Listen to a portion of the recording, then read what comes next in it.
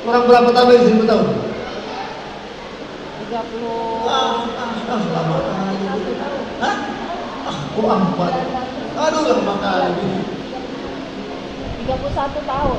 31 tahun lagi Metusala Umurnya 1000 tahun. mendapat umur yang terpanjang 1000 tahun. Tapi manusianya bukan seperti ini. Ini udah kena virus semua.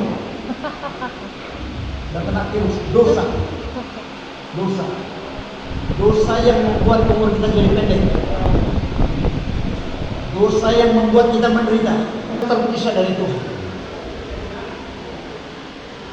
Sesungguhnya tangan Tuhan tidak kurang panjang menolong. Itu udah. Karena Alkitab ini adalah buku kehidupan. Ditulis oleh 40 orang pilihan Tuhan yang pernah ada di muka bumi ini. Mereka diberi hak istimewa untuk mendengarkan suara Tuhan dan mulai menggoreskan pena kata demi kata. Pertama, Alkitab itu ditulis dalam tanah liat, dibakar, kemudian diperkamen, kulit, kemudian baru di papirus. 500 tahun kemudian Alkitab masuk dalam percetakan. Itulah yang ada tahan kita.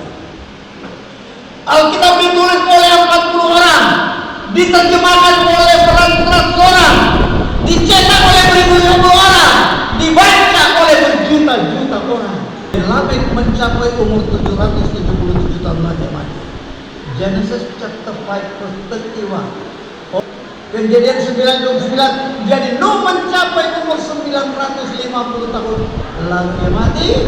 Genesis chapter 9 verse 29, altogether Noah lived 950 years and then he died.